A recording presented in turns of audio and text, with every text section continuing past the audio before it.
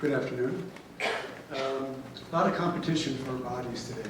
As you know, the Currents exhibit is going on over at the rail yard, which is all about multimedia. So we didn't know that when we scheduled this event, but Scott was traveling across country, so we took advantage of his travels to bring it in. So just a quick introduction. It's about 2 years ago that Nancy Spencer and Eric Renner donated the Pinhole Resource Collection to the New Mexico History Museum. That's about 6,000 pinhole photographs, widely considered the largest collection in the world of pinhole photography. So in that time, we've generated this exhibit, we've done a book, we've indexed and cataloged the exhibit, or the collection. So we've done a lot of work in the past 2 years. We've got about 1,500 images posted online from the collection. But that being said, I just need to do a few thank yous. The Museum of New Mexico Foundation Exhibition Development Fund, the New Mexico Council on Photography and the Beaumont Newhall Publication Assistance Grant, the Museum of New Mexico Press, the Photo Legacy, Andy Smith and the Andy Smith Gallery, John and Wilson Scallon at Verve Gallery, the Amon Carter Museum of American Art in Fort Worth, John and Elizabeth Fergus Jean, Los Alamos National Laboratory and Ed Fenimore, Pinhole photographers, museum staff, Jackie Mathey, our camera obscura consultant who helped us construct the camera obscura upstairs, the exhibit staff, and then I had written some things I was going to talk about Scott, but I think Scott can probably do a better job of introducing himself than I can. So without further ado, Scott McMahon.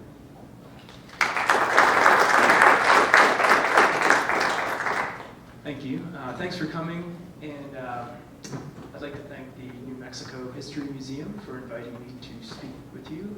Also, thanks to everyone involved in the Poetics of Light exhibition, putting that together. It's really a fantastic show, and if you haven't seen it, you should go and check it out after the talk. I feel honored to be part of the show. Many of my heroes are in that show as well, so really just feel honored. I'll talk a little bit about myself. Well, I teach in Missouri at Columbia College. I teach photography and video and photo history, just about everything. It's a small school. It's we have about 1,500 students, and so there's one faculty per studio. So I have to teach everything from darkroom, historic process, to digital, and other things. Anyway, but it's a really great place to teach. I'm going to start with this image here. I can give you a little background how I got interested in pinhole photography, how I arrived here. This is just a kind of a family portrait of pinhole cameras that I use. Some of them are not in this particular shot, but they range from kind of found objects, coffee cans, tea cans. There's also the coconut camera is good for island vacations. The birdhouse camera is good just in general. It's kind of all around good camera. And there are others that have multiple pinholes. You'll see multiple apertures, 360 cameras. So I was introduced to pinhole by Sarah Van Kuren, who's also in the exhibition. And I studied with her at the University of the Arts in Philadelphia. And Sarah showed us one of the first projects making a simple pinhole camera, out of a Quaker Oats container. And so she constructed that in about 5 or 10 minutes, loaded it up with black and white paper, went outside with the class with a few other cameras and made a group shot. And it just fascinated me, the simplicity of the pinhole camera, but how much you can, what you can do with such a simple, kind of primitive tool. And so, looking at all the images that she took of the class, different focal length cameras, different shaped cameras, just got me thinking about what could be a camera.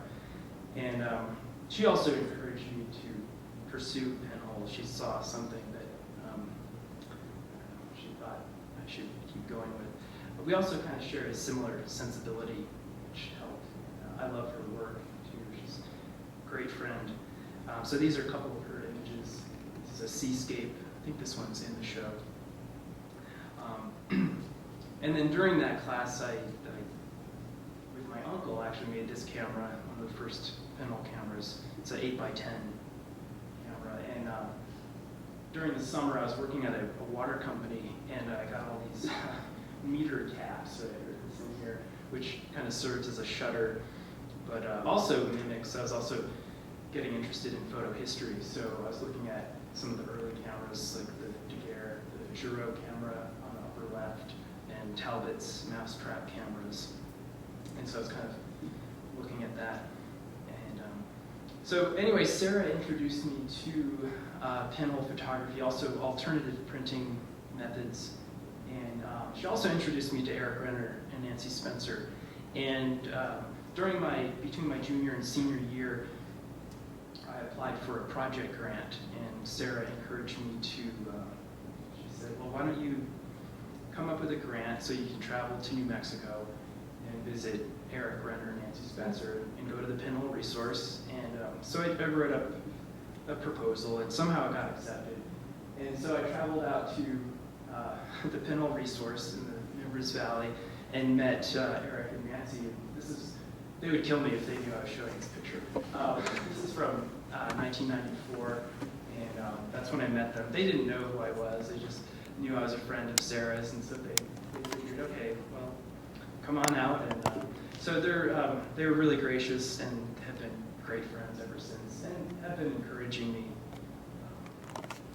throughout the years. So anyway, this is some work that I started when I went to visit them. And I was drawn to the idea that the Pinhole camera can create an image that's really made up of several images. If you think about an exposure, sometimes there's several minutes, several seconds, several minutes. So a lot can happen in front of the camera. Things can move, the trees can blow in the wind.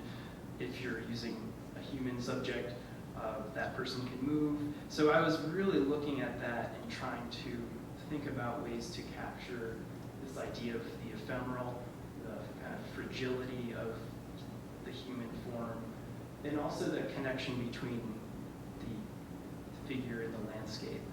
So these were all kind of experiments. I was working with that 8x10 wooden box camera, so it's also kind of a process to kind of lug that around. But I love the idea that Pinhole can be, it's almost like cinema. It's almost like a short film distilled into one frame. And that's really what I'm drawn to. All of those things that maybe you can't see in a still image, but have been recorded. Excuse me. I was also really intrigued, and a lot of photographers know this image by Hippolyte Bayard, who was one of the pioneers of photography. And this was in 1840. I think it might have actually been a couple years before, but this is self-portrait. It's called Self-Portrait as a Drowned Man. And it has a long story to it, but I won't get into it. Anyway, it's a really fascinating image. And also the idea that he's making self-portraits early on in 1840s. Very contemporary. But I love the kind of melodramatic it is too. Full of stories and narrative. So I was kind of looking at that, maybe paying homage to it in a way. But so again, these are using that same camera. This is this is a zone plate photograph, which is a distant relative of a pinhole. It's an aperture. I won't get too scientific with it because I don't really know how to explain it. But it's an aperture that is made up of several opaque rings. It's like a target pattern. So there are clear rings and opaque rings, and as the light passes through that, it diffracts. So it kind of wraps around the rings and it bends. And what happens is you get an image that's softer than a pinhole image, and also it tends to look like it glows as sort of almost like an infrared quality. These are also printed in a process called gum bichromate, which is a mixture of watercolor pigment and a light-sensitive solution. So it's really a hybrid process, kind of painting, printmaking, and photography wrapped into one. So, and a lot of my work, I use myself as kind of a stunt double, as a stand-in, as a character. Sometimes they're more personal or more about self-portraiture, but other times I'm kind of playing the role of a character, creating a narrative. Kind of going back to Bay Art, again, these amazing early self-portraits I was really drawn to. And with this process, it's a really malleable process, so you can, while the print's developing, you can work into the surface of the print. It's hard to see in this image, but there's a lot of brush work. You can actually brush away a layer. And the process is made up of several layers of watercolor pigment. So it's not just one printing. You actually print several times to get a finished print. Another pioneer of photography, William Henry Fox Talbot. Again, someone I've really looked at early experiments. Also his portraiture, a lot of this work he did on his estate in England, Laycock Abbey. So I love these. And this portrait in particular is like anonymous man in shadow. So I'm looking at that. Yeah, it's a Pinhole image. It's called Exchanging Gazes with Spirits. My only spirit photograph. I do some work with cameras with multiple pinholes, so you get this overlap, almost like a collage. I love how things kind of fuse together. Also, the beauty of the process is that there's still enough chance. There's only so much that can be calculated with pinhole. I guess you can really get super scientific with it, but for me that takes a lot of the fun out. So I do like the element of chance, and sometimes the mishaps too. These are they're about 3 feet long by 10 or 11 inches wide. So here you can kind of see the process. You can see the edges, so how the emulsion is applied to the paper. This is called the sitter's chair, and it's a combination of cyanotype and gum bichromate. So getting back to cameras, again, Eric Renner's inventive cameras are just incredible and have inspired me quite a bit. These are 2 plaster face mask cameras that he made with his wife Nancy, and in the eyes there are pinholes. So what they did, you can see here, they're holding up the cameras to a piece of photo paper and making portraits. And you also see the outline of the mask. So, kind of inspired by Eric's inventive cameras, I've started every Halloween, I make a pumpkin pinhole camera with my class, and this was this past Halloween. It's a great camera because it's a natural safe light. The sunlight coming through the flesh of the pumpkin is filtered. If you use black and white paper, it's like a safe light in the darkroom. So you still have to tape up the lid and where the pinhole goes, but actually it takes a pretty decent picture. So there's a few students sitting, you can see the snapshot of them on the top, and that's the pinhole image on the bottom. And if you know Eric's work, you've probably seen this, his red pepper camera. And again, this is the same concept, the natural safe light. Kind of going back a little bit, this is another early pinhole image where I started using the negative almost like an underpainting, kind of getting rid of a lot of detail in the process. And so there's very little photographic detail left. You can see that there's a figure, maybe that figure's floating, or it's sort of ambiguous. But I like the idea that the process could also keep the viewer thinking. Is this a photograph? Is it a painting? This one's called Meeting Before the Flood, and it's a zone plate photograph. And again, I'm doing a lot of surface work to it. And this one's called Gathering Pincer, and this is taken near the Gila cliff dwellings. There's just 2 layers of gum bichromate. You can kind of see a brown and like a grayish black layer. So very minimal. And using the brushwork, just kind of an expressive element. Sometimes I'll make landscapes, though. For my own work, I kind of prefer a human presence, but I also like looking at the landscape, thinking about, maybe the structures are kind of skeletal. This is that bandolier. These are zone plates, so again, you can maybe start to see a little difference in the sharpness, or lack thereof. This one is in New Jersey, in the Delaware Water Gap, at an art center called Peters Valley.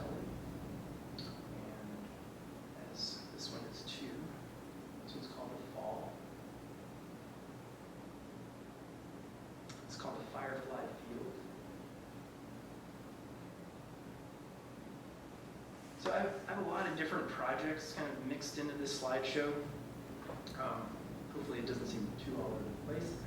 I did my graduate work in Boston at Massachusetts College of Art, and I was lucky to study with Abelardo Morel, who he does a lot of work with the camera obscura, and in fact travels all over the world creating camera obscuras, and then he photographs the projection inside. So you get this combination of interior and exterior. This one is at Fox Talbot's estate in England. So there's a little homage to photo history as well. So, so the camera obscura has been a big influence in my work as well. And let's see here. I'm gonna read a short poem. This does not need any audio, by the way. And it's by Stuart Kestenbaum, who's the director of an art center called Haystack Mountain School of Craft, and that's in Maine, Deer Isle. And I was there last week, actually, for an artist in residence program. And I was there with my partner, Amy, and we collaborated making some camera obscuras and some other work. She's a writer, and so we try to combine this idea of text and image. But I just want to read you this short poem because I think it's, it's just a great poem. Okay, it's called Within We Are All Full of Light. Imagine the wonderment of the people who built the first camera obscura and discovered that a stream of light can tell us so much. How only a tiny hole in the wall can let in the wavelengths that draw a perfect picture. It's upside down, which shakes us up, but shows us something is watching us too, inscribing each detail, steeple and leaf, hill and cloud, making every color possible.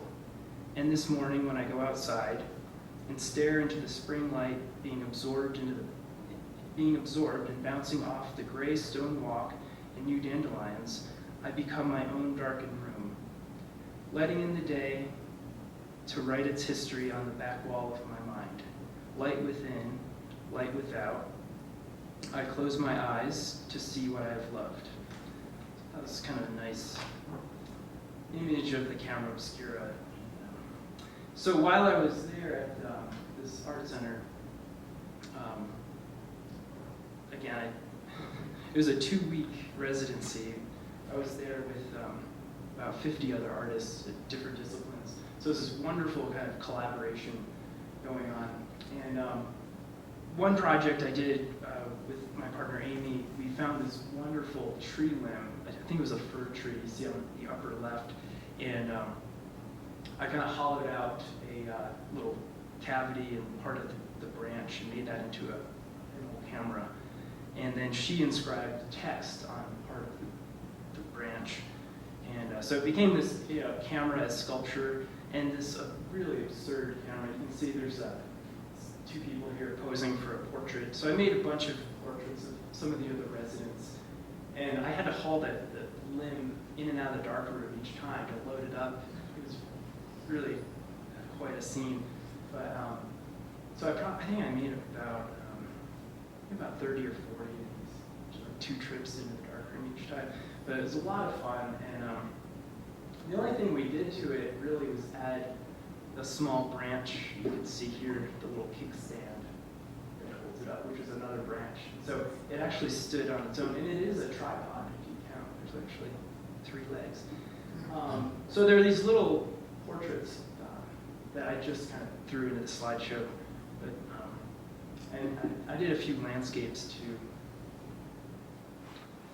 So probably the most ridiculous. Actually, no, this is the most ridiculous camera I've made.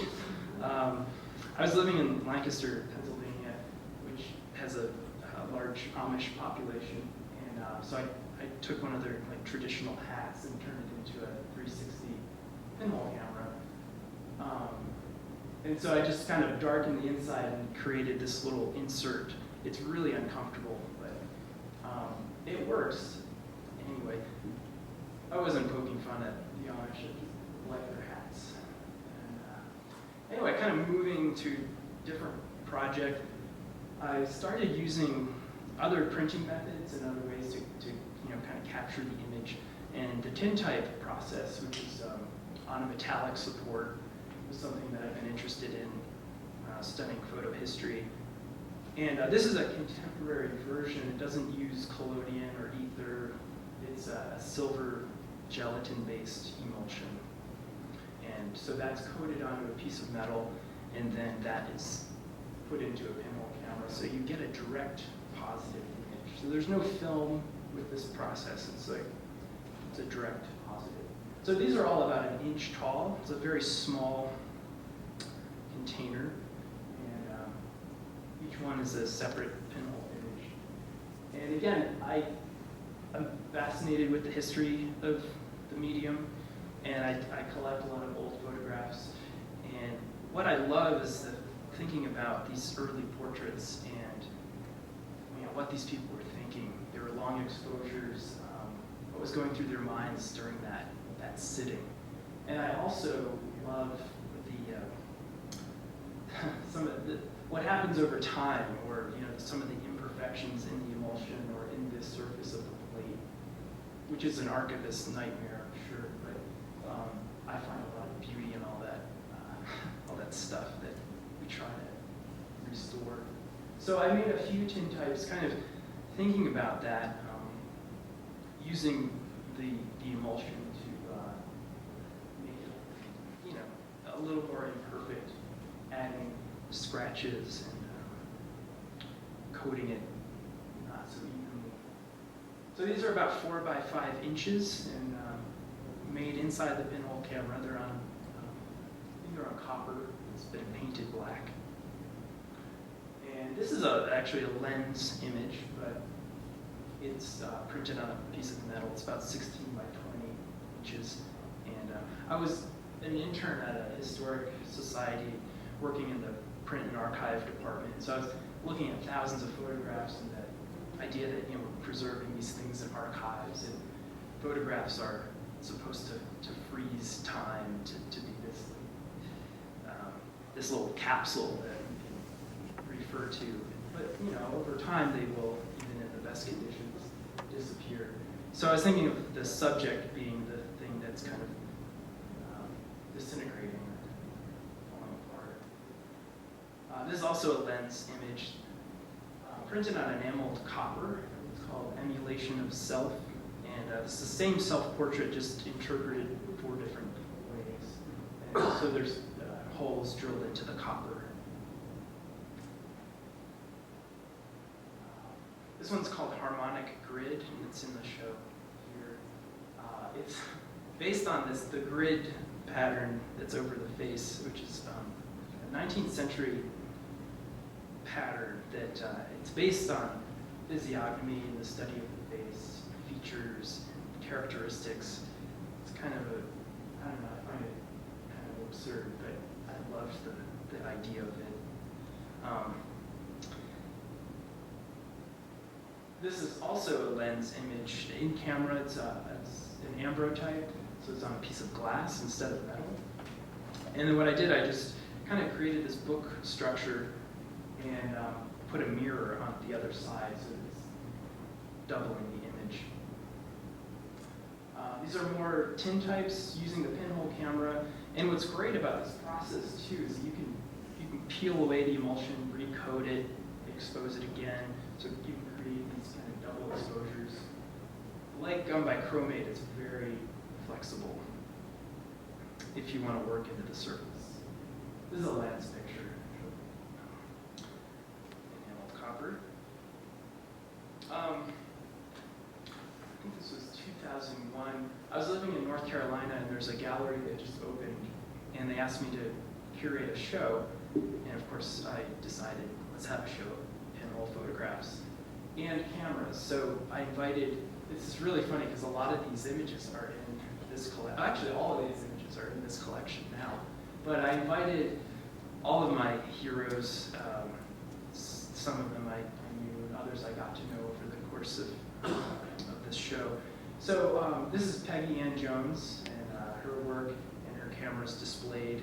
I had Walter Crump had a lot of photographs, and his cameras are really whimsical and they're a lot of fun.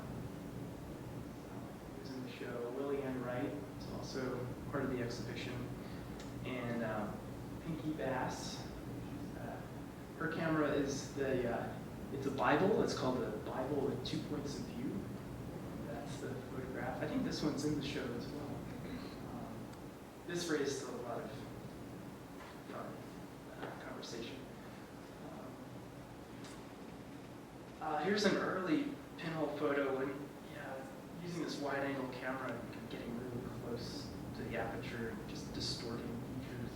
I thought that was the best thing. And so I made a whole series of these kind of floating faces.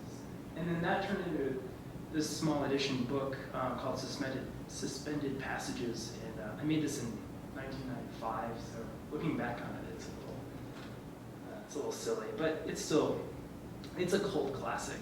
And I did bring a few copies if you're interested in one.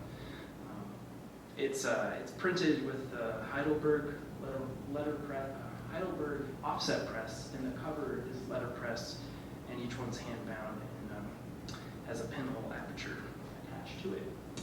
All right, moving along. Here's an ongoing project in collaboration with a friend of mine, Ahmed Salvador from Philadelphia, and we went to school, to undergrad together, and we started doing a lot of these kind of photo experiments, and one day we thought, well, what would happen if we collected fireflies and put photographic material inside the box with the fireflies?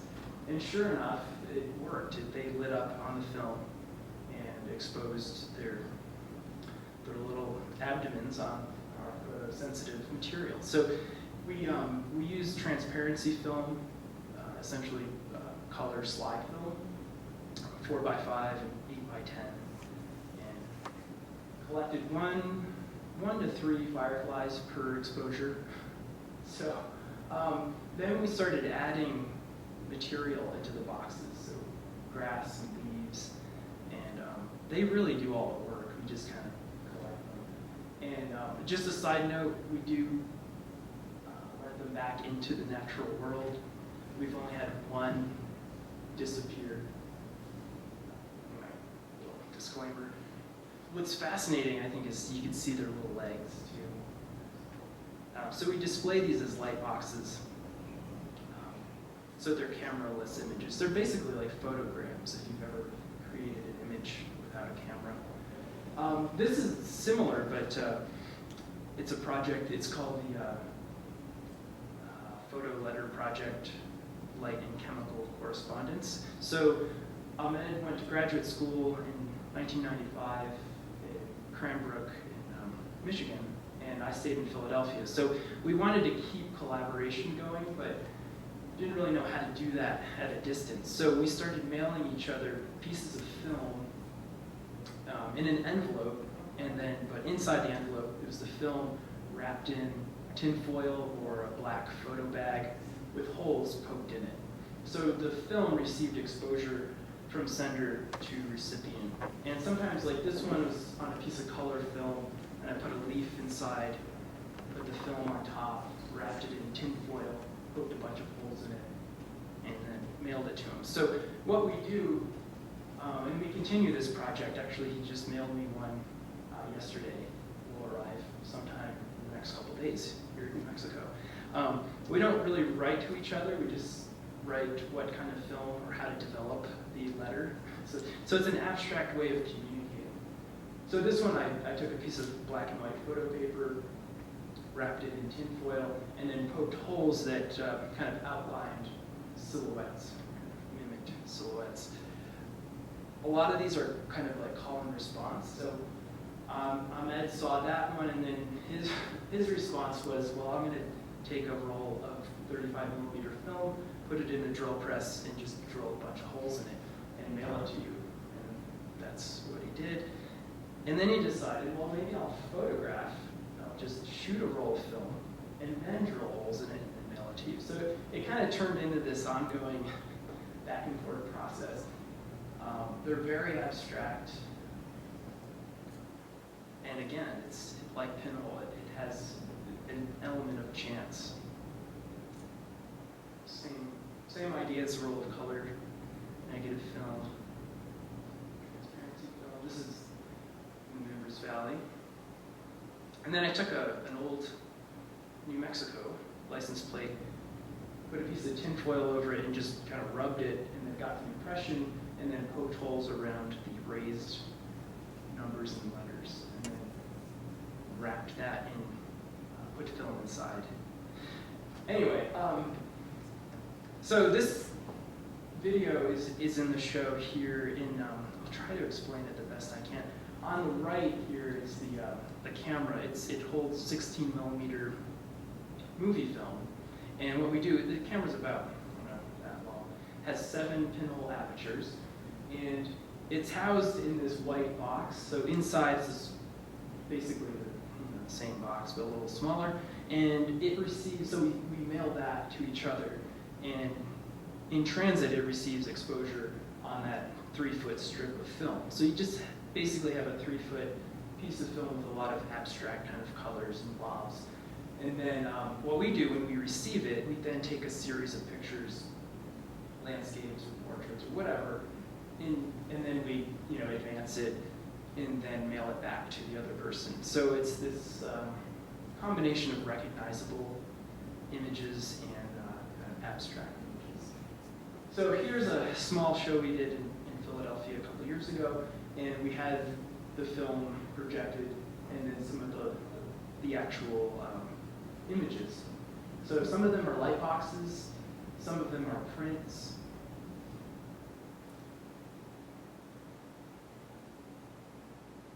And we displayed some of the actual film. So this was simply, just love the simplicity of it. It's just roll of black and white film with holes drilled in it and then exposed to light through mail and then developed. And we also had a whole table of our letters that kind of put things into context.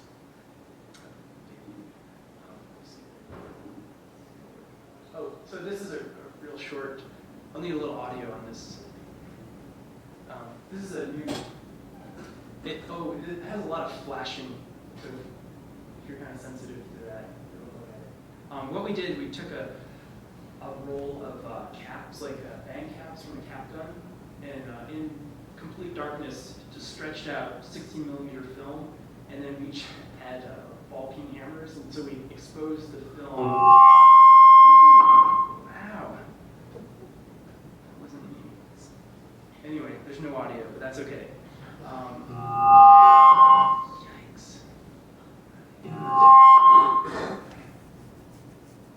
So.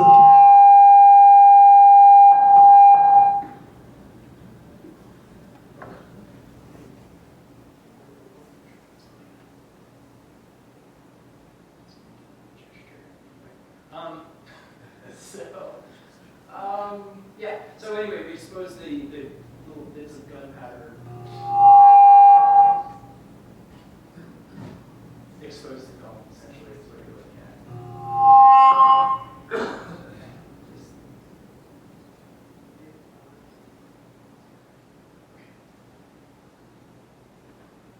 It's just about a minute clip. Anyway, this is something new.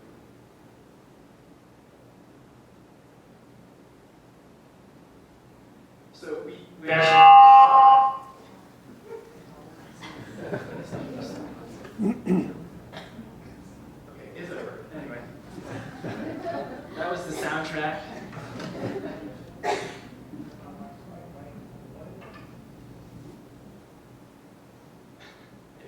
whatever. Okay. This is Man Ray. I've been interested in combining the two-dimensional image photograph in three-dimensional realm sculpture. So, love the work by Man Ray and Marcel Duchamp, Dada, surrealist. So, I've always tried to get the photograph into a more dimensional form. And pinhole photography for me has been a way to kind of explore both the 2D and the 3D.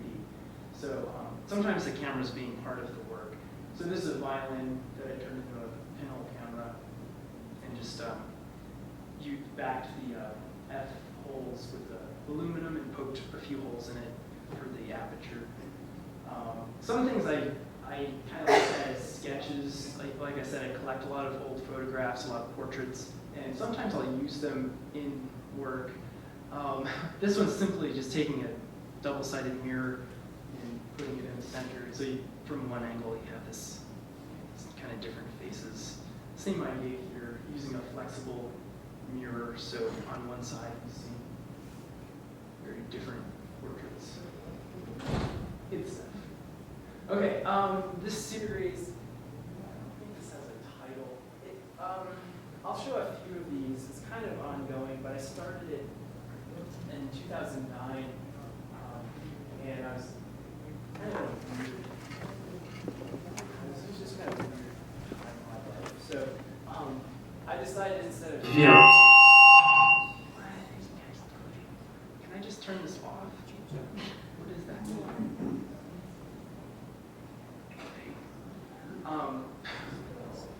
Okay, so I started this, again, it's just kind of weird process, weird time in my life. Instead of feeling sorry for myself, I decided I'm just going to make photographs, and they're going to be funny, they're going to be absurd, they're going to be a little scary at times. And so I started, they're really tiny pinhole images.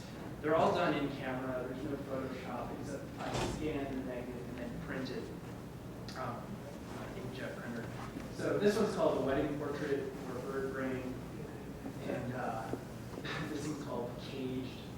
So they get really strange, a little narcissistic here. This one is called Decoy.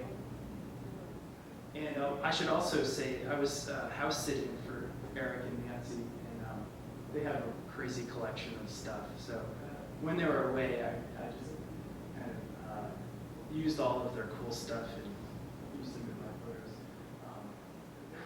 This one's called Today's Shaman, Yesterday's Wisdom.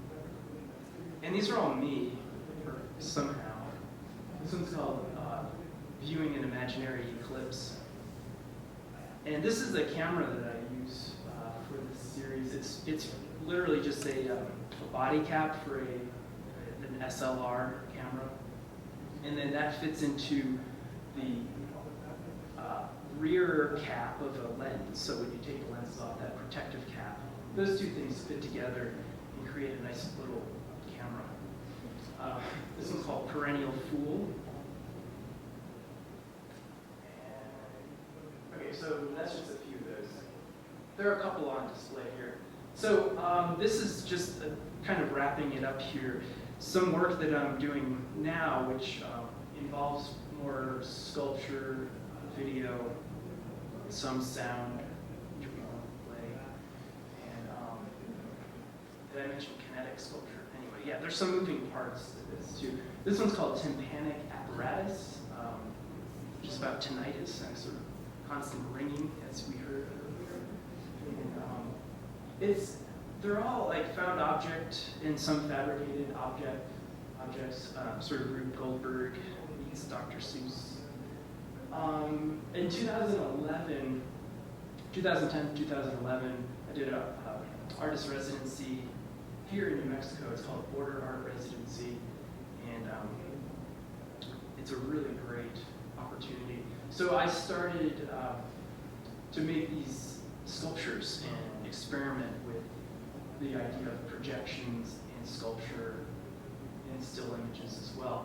And the director of the residency, Willie Ray Parrish, he's also a sculptor, and he collects travel trailers, vintage trailers. So we turned this one into a camera obscura, a mobile camera obscura, and on the top it has this kind of periscope-like lens apparatus, so there's a mirror and a lens, so the image gets projected downward into the trailer. And you can also use the trailer, it's still a functioning camper. So again, kind of looking at work by Duchamp and Man Ray and other Dada and surrealist artists. Love this optical device. This thing spins, and then it gives this illusion of this kind of orb. Fascinating.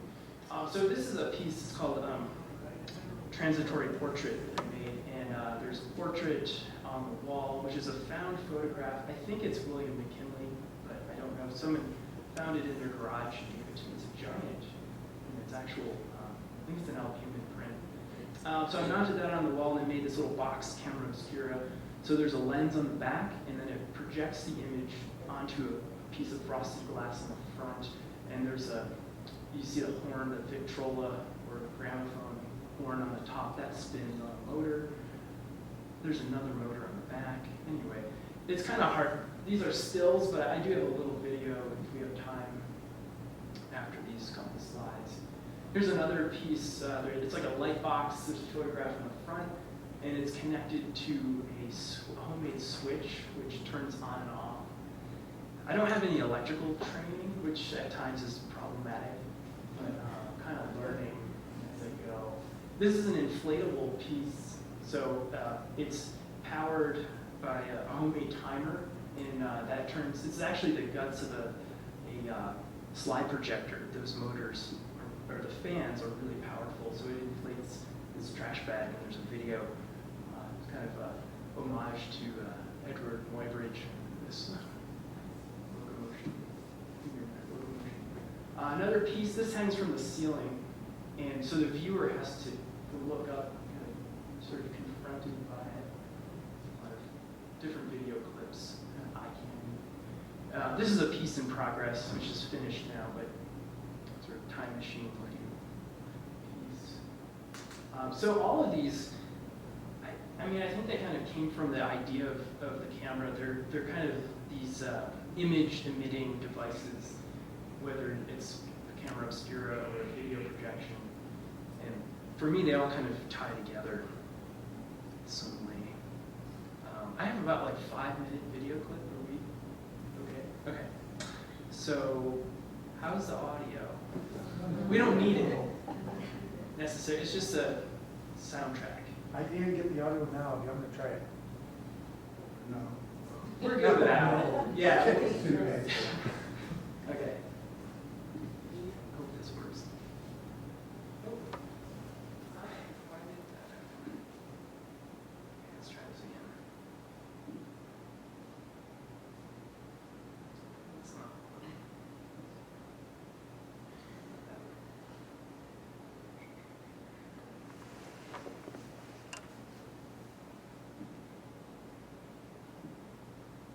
Okay. My computer is a little cranky today. Okay. All right, so this is just some video documentation of some of these kinetic sculptures. And it's kind of abstract, but hopefully get a sense of how these work. So these are some intro kind of detailed shots.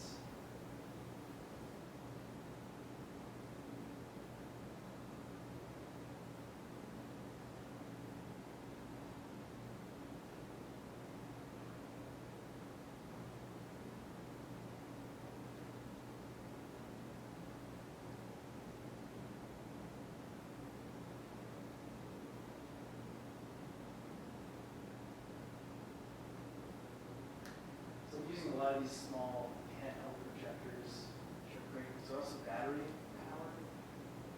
So you can put them on motors.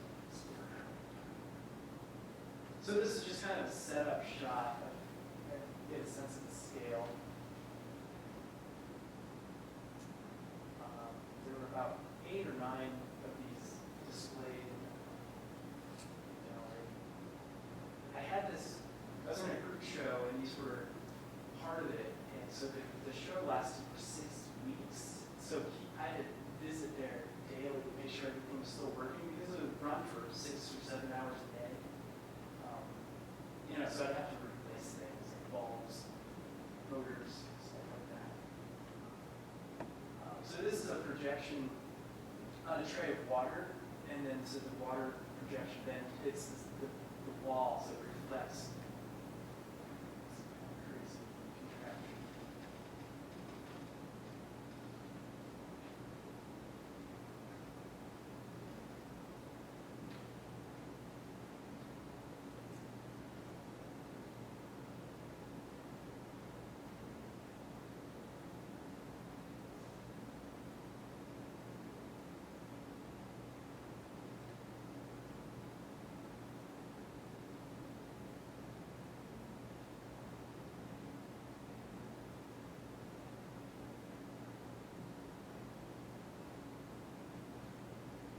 This is a detail of that piece I showed at the last slide.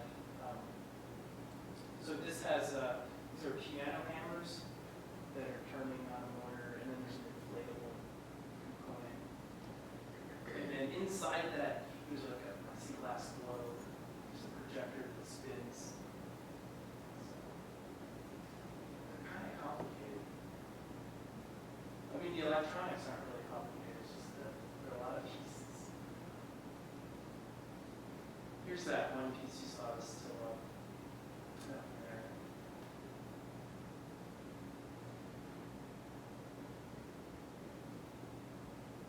Shadow puppets. And this is a video projection in a bag. Inflates. Here's that one piece. What's interesting about this one is that the video projection goes through the bag, but then it doubles. So there's this kind of mirroring of images. That's one of the timers. Just kind of based on old stoplight signals had this very slow turning motor on a disc. These points where it would turn the circuit on and off. This is really dark on the screen. Anyway, it's almost over. So a lot of this I kind of come up with an idea and then find objects that might fit within the sculpture. Sometimes I'll have to make certain things that I can't find. But it always starts with either a still image or an idea of a projected image, a video, camera obscura. This is the back of that camera obscura piece of the photograph. So that disc is spinning and the light, so it's basically interfering with the light coming through. So it looks like the face is sort of moving.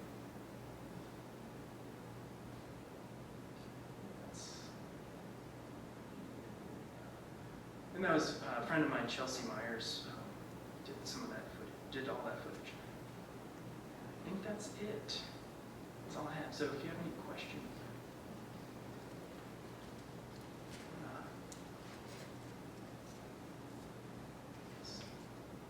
Do you have anything showing anywhere right now other than here? Any video? No, the sculptures I just had a show in Missouri.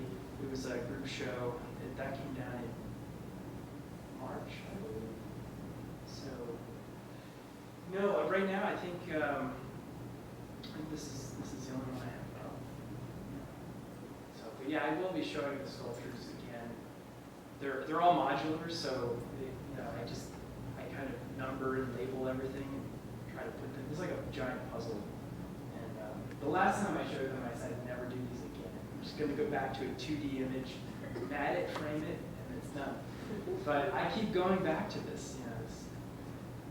So we'll see what happens. And I'm doing a lot of work with El Salvador, doing this collaborative work. So that's kind of ongoing, which is a lot of fun. Any other questions? You can also stay after the talk if you have technical questions. I didn't get into a lot of the technical stuff just based on time, so welcome to stick around. All right. Any other questions? Yeah. It seems like you're avoiding so far using digital as the recording device. Well, I'm using it more and more with video now, but I guess I'm using more digital in the printing part. And because I have to teach digital now, it's something that I have to keep up with, at least stay ahead of my students as it changes daily.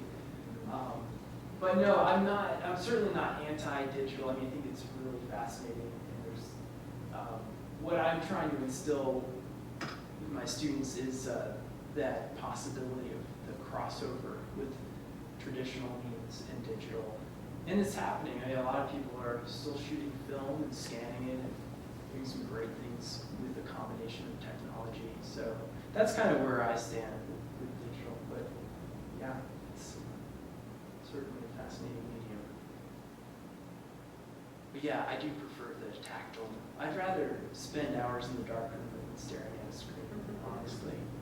But any other questions? Yeah. Just out of curiosity, how much interest is there amongst your students in the antique and alternative printing processes? Quite a bit now. You know, when they see it, they immediately want to learn how do you make those images, and then they soon find out. Well, it takes hours, sometimes days, and then maybe it doesn't even work out. So there's. I do have several students that